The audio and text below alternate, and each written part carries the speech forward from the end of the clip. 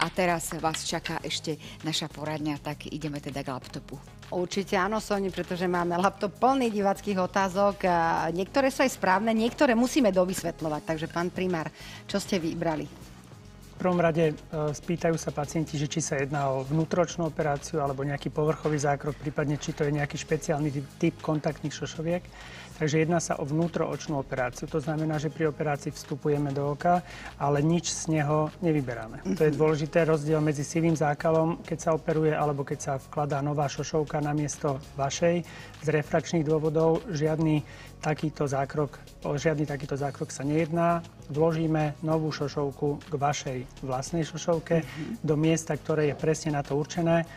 Pacientka sa pýta, že má minus 4,5 dioptrie do diaľky a minus 2 dioptrie na blízko, čiže pravdepodobne v presbiopickom veku a je to presne skupina pacientov, ktorí sú vhodní na operáciu s implantáciou ICL šošovky, tej, ktorá je aj na korekciu zhoršeného videnia na blízko, čiže tých krátkych rúk. Je to presne cieľová skupina, pre ktorú táto šošovka bola vyvinutá a bude používaná, pretože ten segment pacientov, ktorí majú krátkozrakosť a sú v presbiopickom veku, vlastne nemal bezpečnú formu odstránenia dioptrií v tomto konkrétnom období, tých 10-15 rokov, pretože nie sú vhodní na výmenu šošovky z dôvodu rizika odchlípenia sietnice a iných komplikácií, ktoré súvisia s výmenou šošovky a nie sú už vhodní na laserovú refrakčnú operáciu, pretože sme spomínali, že by sa zbavili dioptrií do diaľky a pribudli by im dioptrie na blízko. Dá sa to riešiť rôznymi kompromisnými riešeniami, ale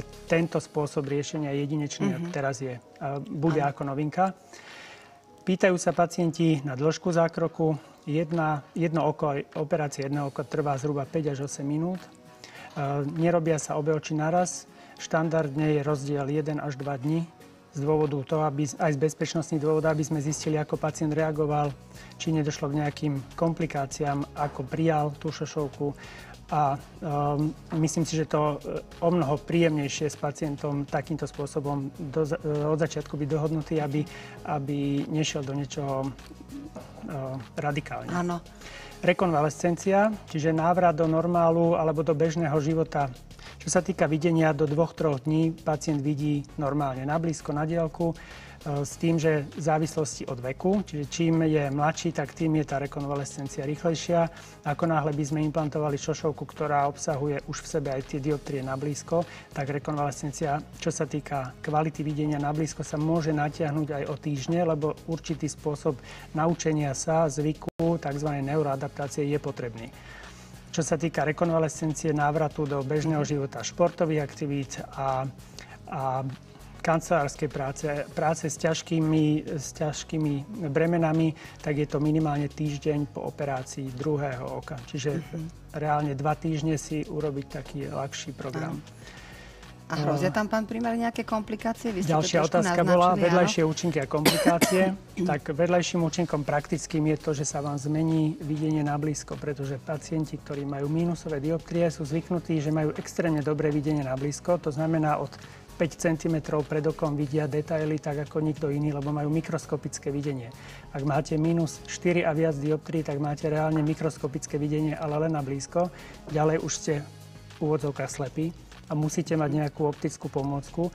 Tento stav sa zmení na normálneho človeka, to znamená, že to mikroskopické sa stratí, posunie sa mu reálne kvalita videnia na najbližší ostrý predmet alebo ostré videnie na bežné čítanie zhruba na 30 cm. A to platí v podstate v každom veku. Čiže to je taký prvý šok, že nevidím sa v zrkadle na tú vzdialenosť, ale to nie je problém, je to len otázka zvyku. Možno je to sem tam aj dobré ráno. Možno je to také milosrdné. Áno. Čo sa týka iných komplikácií, samozrejme každá operácia má svoje riziká, každá operácia má svoje potenciálne aj vážne komplikácie, čiže je dôležité naozaj vstupné vyšetrenie, detailné, vylúčiť pacienta, ktorý nie je na tú operáciu vhodný a bol by akokoľvek rizikový tento zákrok pre ňoho. Takže v prvom rade tam sa zbavíme 95% možných rizik. Sú aj nevyspytateľné situácie, aj počas operácie sa môže niečo udiať aj vzhľadom na nespoluprácu pacienta a iné, strach, inú vyššiu moc, ktorá existuje. Tak samozrejme, každé pracovisko sa snaží robiť tak, aby tieto veci vychytalo a nemalo, pretože to nie je žiaduce samozrejme. Áno, pán primár, ešte v súvislosti s týmto, neviem, či k veci alebo od veci, ale spomína sa aj tzv. Fakická šošovka.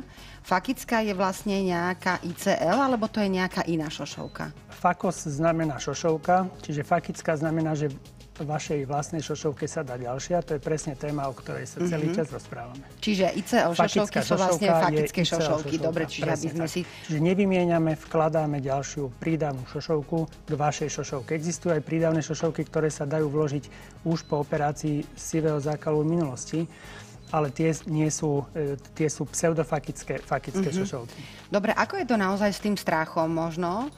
A možno s nejakým strachom aj zo zákroku, možno z bolesti, lebo vieme, že sa to teda, pacient sa nedostáva do celkovej narkózy, ale teda je pri vedomí, ale samozrejme umrtvený. Prvý strach, ktorý zažívame je, že pacientovi musíme povedať, že nie je vhodný na laserovú refrakčnú operáciu, ale je vhodný na túto operáciu, ktorá je síce jemne náročnejšia, jemne rizikovejšia, lebo vstupujeme do oka, čiže tam to riziko určité je a nie je na to vôbec pripravený, čiže ani nepočul nikdy o takej možnosti. Obvodný lekár ho nejako neinformoval, že taká možnosť vôbec prichádza do úvahy, čiže to je prvý strach, prekvapenie, s ktorým treba komunikáciou samozrejme sa vysporiadať a počas operácie každý človek má rešpekt, strach, oko je ešte viac citlivé na všetky zákroky, už len dotyk niekomu vadí. Takže my sme na to pripravení a je to otázka prípravy, či už medikamentóznej alebo psychologickej do určitej miery od nášho personálu na tú operáciu, ale samotná operácia neboli a nie je dôvod sa obávať viac ako primeraný rešpekt. Áno. A je to očko po operácii prelepené?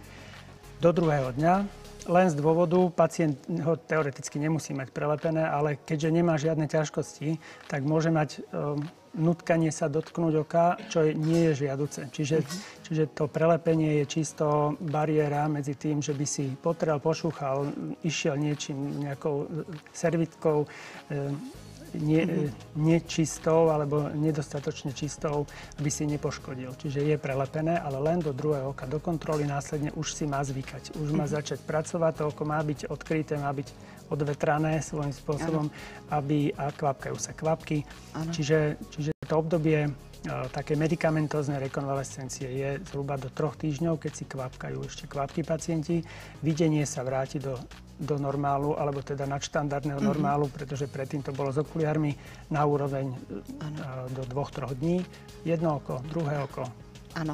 A posledná otázka, pán primár, vy ste hovorili, že keď je teda mladší ten pacient a vekom sa mu opätovne nejakým spôsobom zhorší ten zrak, môžem takúto operáciu absolvovať aj viac ako jedenkrát za život? Ak je to nevyhnutné, samozrejme? To je obrovskou prednosťou tejto metódy, že sa dá šošovka z oka vybrať. Nie je žiaduce ju vyberať viackrát, ale samozrejme ten proces ani nie je, to je výnimočná situácia, keď sa musí vybrať a iné je, keď sa môže vybrať, pretože pacientovi narastli dioptrie a nie je problém ju vybrať po 10 rokoch. Ale väčšinou celé to obdobie zhoršovania, celé to obdobie s implantovanou šošovkou zvládne s tou šošovkou a keď už ju treba vybrať, sa vymení za novú, ktorá už zvládne aj videnie na blízko. Perfektné. Ďakujeme veľmi pekne za cenné rady aj za vysvetlenie takejto pomerne zložitej témy. Koreniny a čaje získava pani Jana Čeligová, Jaslovské Bohunice a knihy pani Anna Maďarková, Stará Túra. Aničku by sme poprosili, aby nám napísala aj svoju celú adresu a takisto všetkých vás, ktorí nám píšete a chcete nejaké ceny získať, pripisujte aj svoje adresy, aby sme vedeli, kam vám ich poslať. Ďakujeme. Ďakujeme pánovi primárovi Soni. Nech sa